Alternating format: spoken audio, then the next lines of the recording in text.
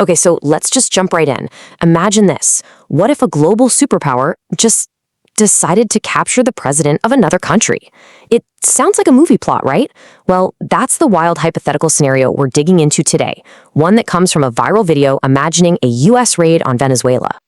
Now, I gotta stress this right up front. None of this actually happened, okay? We're breaking down a fictional scenario from a really popular YouTube video, so think of this as a thought experiment. Everything we're about to talk about, it all comes straight from that video's narrative. All right, so the video paints this picture. It's the middle of the night, January 3rd, 2026. Suddenly, Caracas goes dark. A massive cyber attack hits the power grid. Then, boom, airstrikes take out the city's radar and air defenses. And at just 1 minute past 2 in the morning, U.S. Delta Force Commandos are on President Maduro's roof. And get this, just 5 minutes later, they have him. A sitting president captured. I mean, the speed and audacity of this hypothetical move is just staggering. And here's where the source video adds a really chilling detail. It includes a supposed quote from the US president who's watching the whole thing go down on a live feed. He says, "I watched it literally like I was watching a TV show." Wow. That line really drives home the surreal, almost cinematic vibe of the whole thing, right?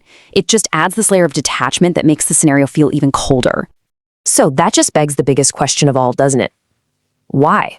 Why would the US pull off such an insane, shocking operation against a sovereign nation?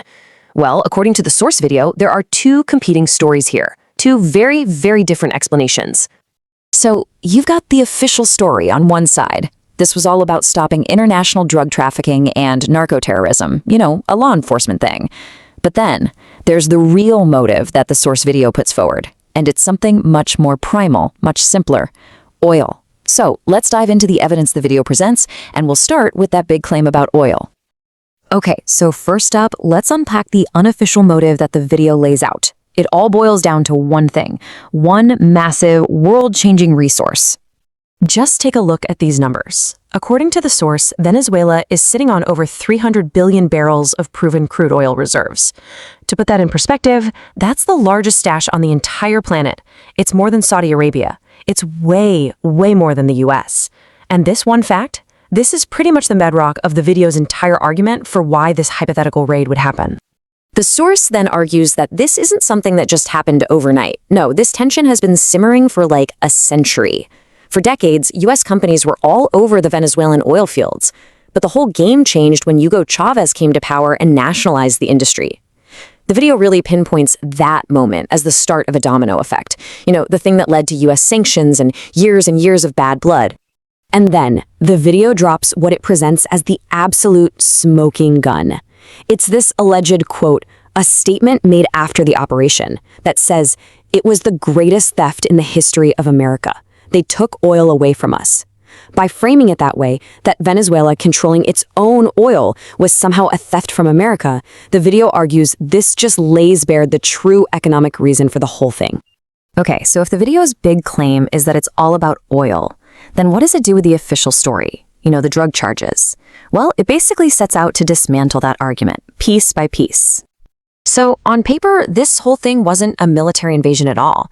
The official justification is that it was a law enforcement action, and the legal footing for it is a U.S. indictment that charges President Maduro and a bunch of other officials with some really serious stuff.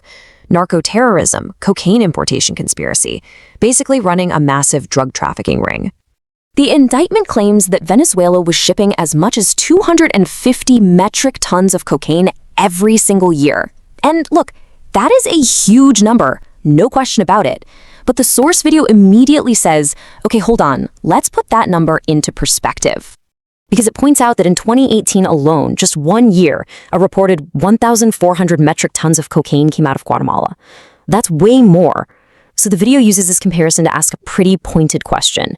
If the real goal was to stop drug trafficking into the US, why would you launch this insane operation against Venezuela and not other bigger players? And then the source makes another crucial point. It argues that the deadliest drug crisis facing the US right now is fentanyl. And where's that coming from? Primarily Mexico and China. The video is quick to point out that Venezuela has no known link to the fentanyl trade at all. So the suggestion here is that the official justification, it's just a smokescreen. So we've talked about the why, but what about the what next? The source video argues that an operation like this would create huge, massive shockwaves across the globe, starting with the very foundations of international law. In this hypothetical scenario, the backlash is immediate, and it's fierce. We're talking pretty much universal condemnation. The video describes allies and adversaries, everyone from Brazil and Spain to China and Russia, just lining up to call this out as a massive violation of international law. They even call it New Age colonialism. It's seen as an act that could unravel the entire rules-based order we hear so much about. And according to the source, this thing wouldn't just break international law, it would break U.S. law too. Domestically, it claims it would bypass Congress, which is supposed to be the only body that can approve a war. And internationally, well, it pretty clearly violates the UN Charter's rule against using military force on another country. The video's point is that you can call it law enforcement all you want, but when you're using over 150 aircraft and airstrikes, that's a military operation. So what's the big picture here? What's the ultimate takeaway from this whole scenario? Well, the source suggests that an event like this would be a signal of a new and pretty dangerous world order. Because the video doesn't frame this as a one-and-done kind of thing. It claims that in the aftermath of this raid, a whole new pattern emerges. A series of new threats are supposedly made against other nations. We're talking Colombia, Cuba, Mexico, even putting economic pressure on India. So the raid isn't seen as an exception to the rule. It's presented as the start of a new, much more aggressive American foreign policy. And that brings us to the video's final and really provocative question. This whole thought experiment basically forces you to think about the future of international law. I mean, if the most powerful nations get to write the rules, are they also free to break them whenever they want? As this narrative suggests, if the answer is yes, what does that mean for everybody else? That's really the unsettling question that sits at the very heart of this entire scenario.